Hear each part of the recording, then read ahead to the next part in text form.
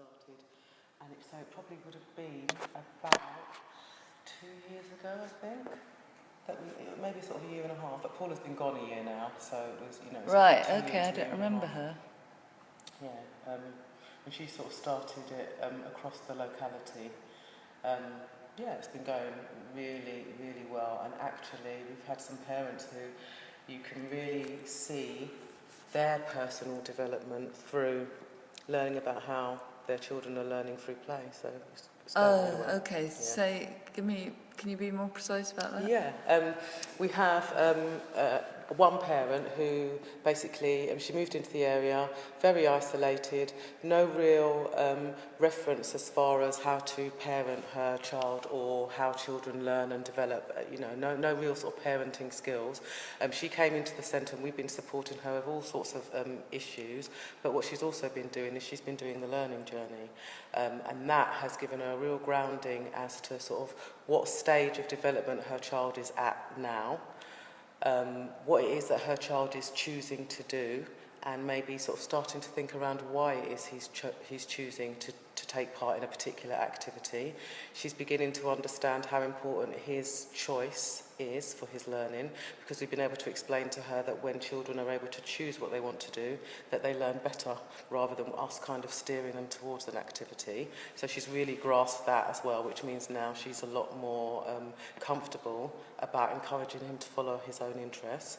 Another thing she's actually fed back to us is when she's seen particular patterns of behaviour in his play, there have been times when she's been a bit concerned that I suppose that he's not necessarily developing himself, in a very sort of round way. But what we've been able to explain to her is that some of those patterns of behaviour are schemas, and actually if he always wants to go in and out of the door, which is one of the things that he loves, initially what he wanted to do was crawl out of the door to the outdoor area, crawl back into the indoor area, crawl out of the door to the out, and that sort of went on for a while, and then it got extended where he would just sit in the home corner, and what he'd be doing is opening and shutting the doors for the home corner area.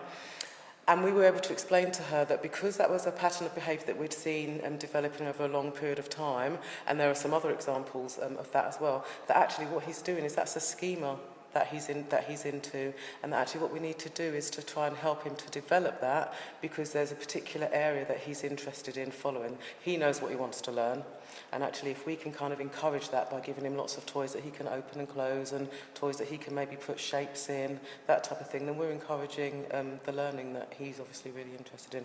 And she has got that now, so actually because she is an isolated family on quite a low income, we were able to sort of support her with the kind of toys that she would need to develop that area of learning. But also she's gone out and sort of bought some toys of her own and used some of the ideas that we've had in the centre, which involve, you don't always have to go out and spend loads of money on toys, that actually you can just get a box.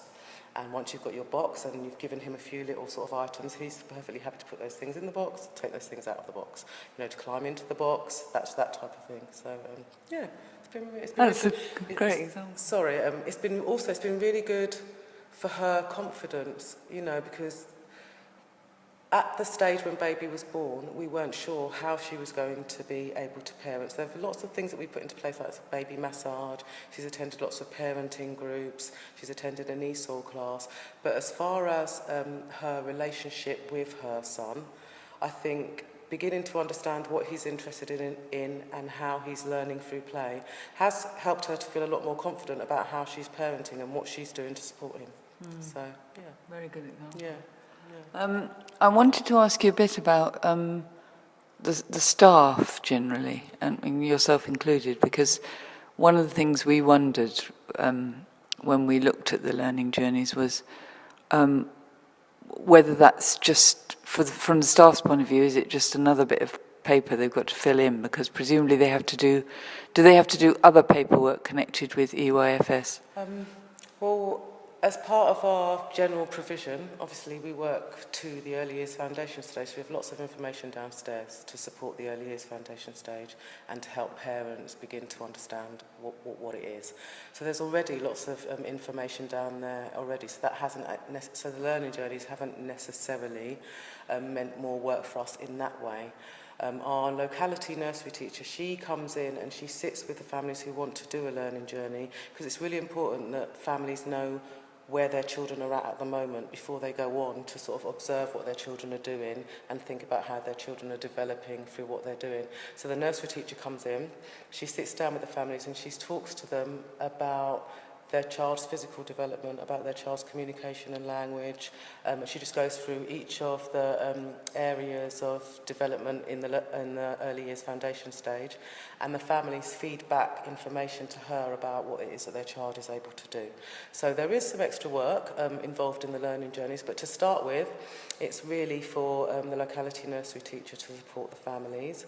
Then obviously for those families who are at the very, very early stages of beginning to understand the early years foundation stage, there's obviously some extra work for the staff in the centre to do, but it's part and parcel of what we do anyway, because everything that we do follows the early years foundation stage. So if parents are doing a learning journey for their child, then actually they're beginning to understand about the early years foundation stage, the 7 areas of learning, so they can make connections with what it is that we're doing generally in the centre anyway. So it's not like onerous work that's just additional paperwork that means nothing.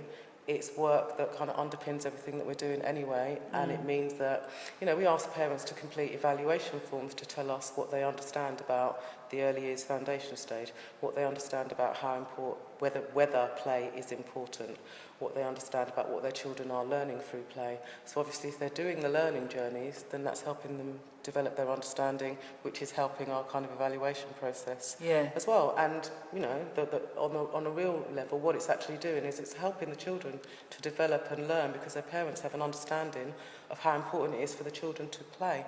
And they're not sort of stopping that, and they're not... All right, there is a place for adult-led activities, and obviously that's part of what we're providing, but what we provide is based on our observations of the children, and if the adults are doing learning journeys, we can use their observations of the children to underpin our planning as well. Right, So, I see, yes, good, well put, so actually I should have started really by getting you to just explain exactly what, what's the word, I suppose sessions you have here, like what does the Children's Centre provide here? Okay, well, here are basic everyday provision is we provide what are called stay and play sessions. They're for children 0 to 5 years old, and the children are accompanied by their parents or their carers. We provide a range of activities that cover, I mean, basically we provide sand play every day, water, paint. We also focus a lot on messy